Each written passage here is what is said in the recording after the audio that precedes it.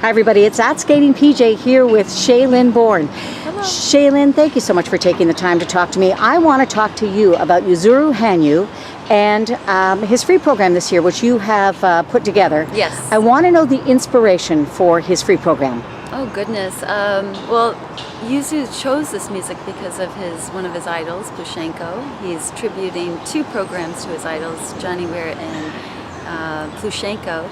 But the program itself will be his own interpretation of the music. And what I guess inspired me when I heard it was more the Japanese mythology of Kojiki and sort of the creation of Japan. That's where the movement sort of came from when we started working together. That's what inspired me, because I think that YUZU is sort of just a special being, you know, who isn't just earthly. He's something beyond, not from another planet, but he possesses something other and wonderful. So I wanted to sort of highlight that and his strength of creating, because I think he's a leader, definitely a leader in this sport, and inspires people. So what you told me when you and I were talking just moments ago was the fact that the tribute comes in the choice of music, which Yes. Plushenko also skated to, versus the movement. Yes, the movement is, he has to move how he moves, but watching those two men growing up inspired him to do what he does. And so that's really where the tribute comes in, by choosing these pieces of music in memory of these two guys that really affected his life. And now it's what he does with it and how he moves to it. And because they each have a different voice, they have something to say of their own. And I really love what was developed with YUZU, what we created, because it's something new for him. You'll really see his quality through his skating, I think, in the program, and many levels, faster footwork, faster feet, and his maturity. He has a lot to express. He has a lot of experiences now, two-time Olympic champion.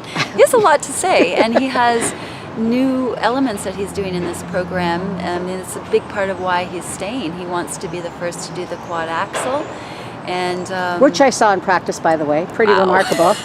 Yeah, that Not that quite axle there, but just it's close. crosses the ice up and away. Yeah. So I was really happy to work with him. I'm always happy to work with YUZU. It was a special week of developing that program, and I can't wait to see how people will respond and how it works for him. So tell me, I mean, you were the creator of Seimei, the free program with which he won the Olympic Games Yes. in Pyeongchang. You were in Toronto watching that, or where were you? I was at home watching it, and as he stepped on the ice, even in his warm-ups, he's the type of person, or anyone you work with, you can feel their vibe, and he was confident.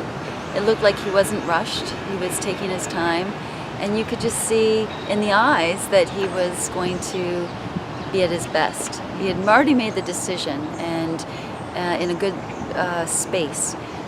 So I didn't feel nervous watching him. I just kind of felt, I knew he was going to do it, and when he did, it's just like, wow, Bowing another down. impressive showing of YUZU, and yeah. So tell me, so you've obviously got like a huge role for him to fill. Where do you start? When you start to construct a free program for this season, as we said, the tribute to Yevgeny Plushenko, where did you start? The main thing with YUZU is knowing first where the elements are going to be, because he has a big lineup of jumps to do. And 30 seconds less and this 30 year. seconds less, so it's really, understanding where those elements are going to be, and YUZU is really on top of that for himself. What he knows what he needs for his jumps, and for me it's what's the story, what's the emotion, and where are the changes and where are the highlights, and so it really just developed. We did it from start to finish in order, and just I was, as his choreographer, wanted to show his quality and show what he's capable of, and right from his opening position. I wanted it to be different and original and unique, and as he is. So really, I took my time with each piece to see a change and to see something new for his audience in him, and on an emotional level, but also on a skill level. And yeah, I wanted it to be, and also a different version of this music, make people feel something new from it. So it's a very exciting piece of music, and it's, if you can put it all together, that's the dream, right? To get it all together, to be able to be present, and to when you're present, you can do everything. So as if he can get all that together, and he has now all these competitions, and I know that it's only going to develop. It'll only get better and better as he goes along. You talked to me about the music being epic.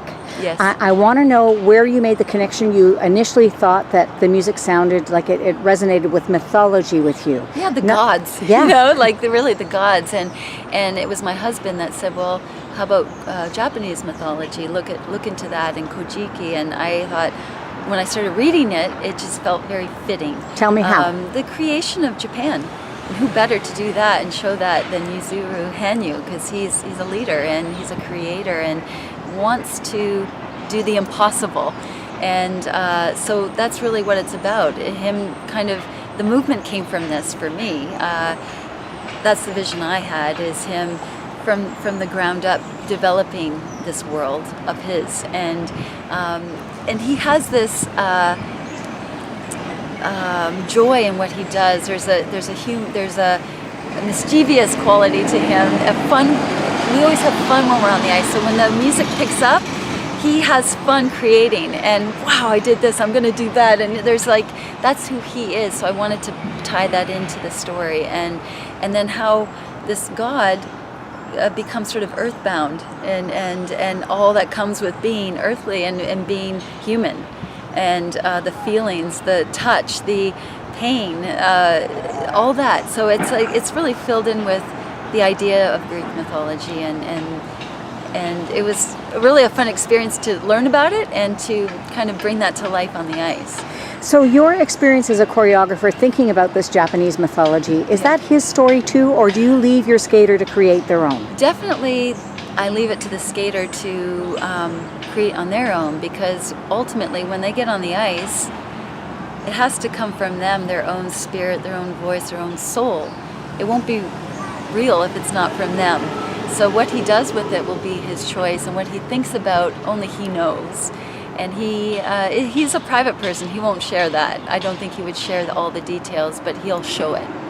And that's what's important to me, that they take it from a real place, because if it's not real, then you won't feel anything as an audience. You can't pretend. It has to be honest, like any actor. Tell me a couple of qualities that you think contribute to Yuzuru Hanyu being a champion. I think with Yuzu, he really believes in himself. He really has that strength, and the mental strength of staying focused, sticking to what he believes in, and actually believing in it, not just saying it. He doesn't have to say it, he just inside knows. Mm-hmm. And trusts himself, and works towards those goals. I feel like he doesn't let fear get in the way, which we all often do. You know, sometimes fear stops our choices, even taking new risk or taking a leap to something new. We can get in the way of ourselves, and I think he's a person that doesn't do that. I think he just goes for it. And maybe some people say, why another Olympics or another Worlds, or if you already have 2 Olympic medals? But he has this mission. He believes he can do this triple axel and quad axel. Triple quad axel. He believes he can do it, and he's going to go for it. So it's a good message for anyone in life, I think. This way of living, it's so important, and doing things from that place, acting on that, and yeah, like not getting sidetracked. Mm-hmm. Last question. Is there a favorite Shae-Lynn moment in this free program? Oh, goodness.